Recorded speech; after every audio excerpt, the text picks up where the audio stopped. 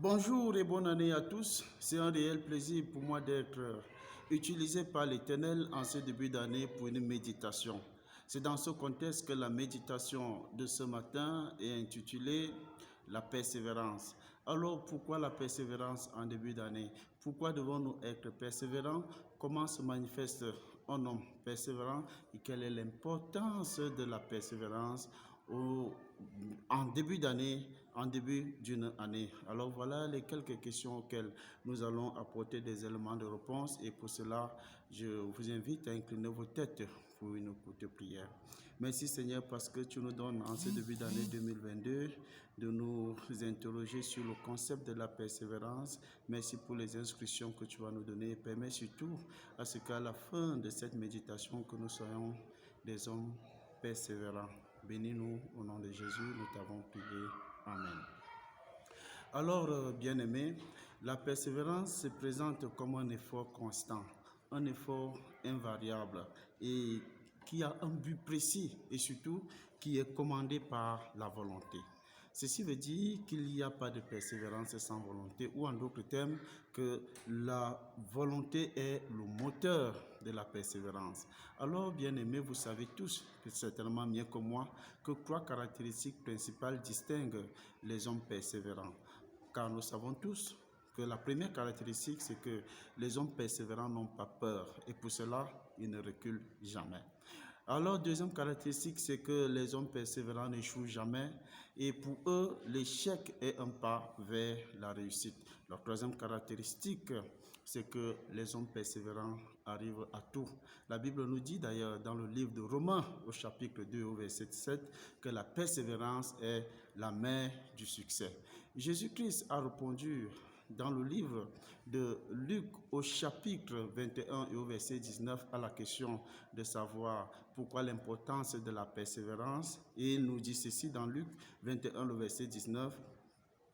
Par votre persévérance, vous sauverez vos âmes. Donc, nous serons sauvés grâce à notre persévérance. Dans l'ensemble de la Bible, nous avons plusieurs cas de persévérance, des hommes qui se sont démarqués par leur persévérance. Et voilà pourquoi, pour le cas de notre étude, nous allons nous limiter dans le livre, nous allons, n'est-ce pas, aller dans le livre de Matthieu au chapitre 15, le verset 21 à 28. Ce récit va nous présenter une femme cananéenne qui s'est démarquée très positivement par sa foi et sa persévérance, et à la fin de tout, elle a été couronnée par un succès total. C'est la raison pour laquelle au verset 21, nous pouvons lire ceci.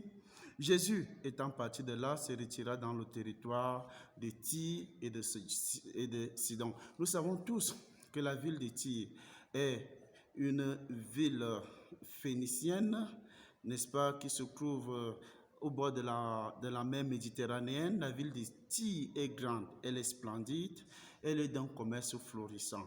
Elle est accessible par terre et par eau, et l'activité principale qui se passe à Tyr, c'est la pêche, celle du poisson notamment. Mais les habitants de Tyr ont un problème. Les habitants de Tyr pratiquent ce qu'on appelle le polythéisme. Ils sont les idolâtres, et c'est dans cette ville que Dieu va choisir, n'est-ce pas, de nous donner un enseignement très important sur la persévérance. Ainsi donc, au verset 22, nous pouvons lire ce qui est écrit.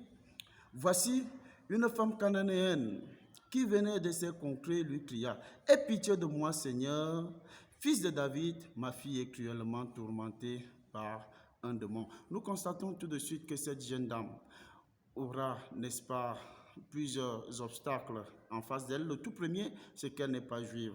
Et elle, cela n'a pas empêché à ce qu'elle voit en Jésus, le fils de David, un sauveur, ou alors quelqu'un, n'est-ce pas, qui pouvait, n'est-ce pas, donner la délivrance à sa fille. Alors, lorsque nous allons au verset 23, nous allons lire ce qui est écrit au verset 23. Il ne lui répondit pas un mot. Et ses disciples s'approchèrent et lui dirent avec instance: « Renvoie-la, car elle crie derrière nous. » Nous voyons tout de suite le deuxième obstacle auquel la dame fera face, c'est qu'elle fera face au silence de Jésus au renvoi des disciples, au rejet des disciples. Du coup, Jésus ne répond pas et les disciples demandent à Jésus de renvoyer la femme.